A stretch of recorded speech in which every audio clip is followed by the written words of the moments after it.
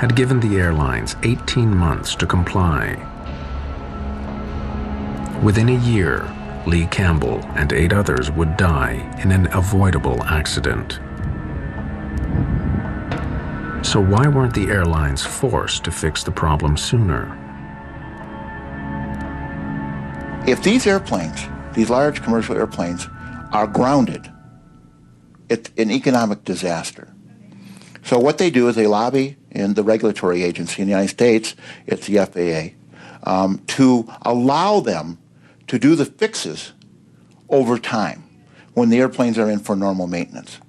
And that way, they're not taken out of service. But when they do that, when they allow the airlines, the air carriers, and the manufacturers to fix these over time, in essence what the FAA is doing is they're gambling with the lives of the passengers and the crew that are flying the airplanes during the time they're not fixed. After the deaths on Flight 811, the FAA instantly shortened the deadline for fixing the cargo door from 18 months to just 30 days.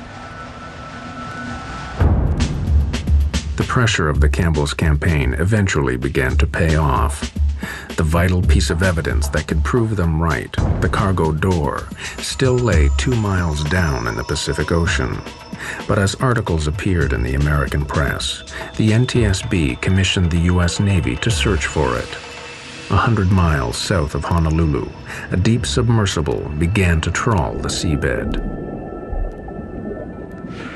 We went to Honolulu and waited there while they had their attempts. And they finally recovered the door from 14,000 feet of water, which was the deepest recovery ever at that time. And we were phoned within an hour of it coming out of the water. But before the Campbells could see it, the door was swiftly removed to Boeing's plant in Seattle. The Campbells went in hot pursuit. We went over to Boeing and they wouldn't show it to us. So they reckoned that the crucial pieces had gone to the NTSB. So again, we got in the car and drove across to Washington, D.C. We arrived at Ron Schleid's office, and Ron looks at his watch and he says, "I can give you 5 minutes."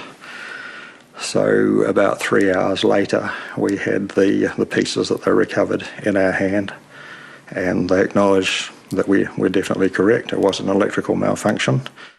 Finally, the NTSB publicly issued a revised report that concurred with the Campbells' version.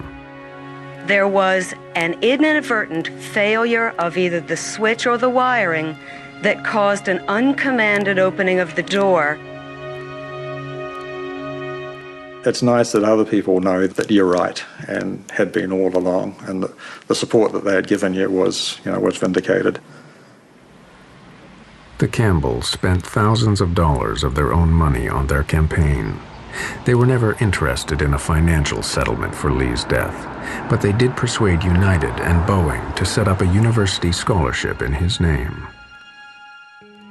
I couldn't have lived with myself if we had done no investigating ourselves. It was just something we both felt we needed to do. We didn't even discuss it. We just knew that's what we would do.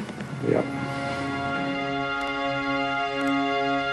But despite long and public campaigns like that of the Campbells, critics fear that the airline industry has not learned the lessons from Flight 811. The regulatory agencies, they have a dual charge. One is to encourage aviation, and another is aviation safety. And when they get in a position where you have economics up against air safety, they tend to err on the side of economics rather than safety. Serious accidents caused by known defects have continued to occur. In the 1990s, known problems in aircraft de-icing systems led to crashes. At least 3 planes have had fatal fires due to known dangers from flammable insulation material.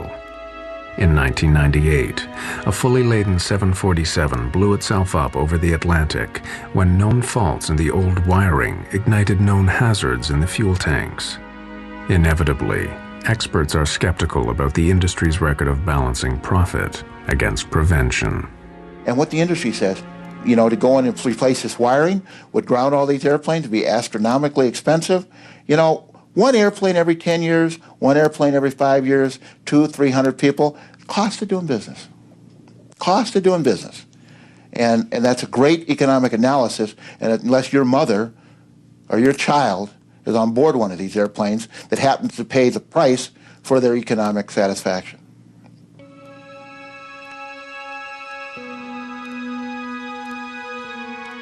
For some of the survivors of Flight 811, the cost has been heavy.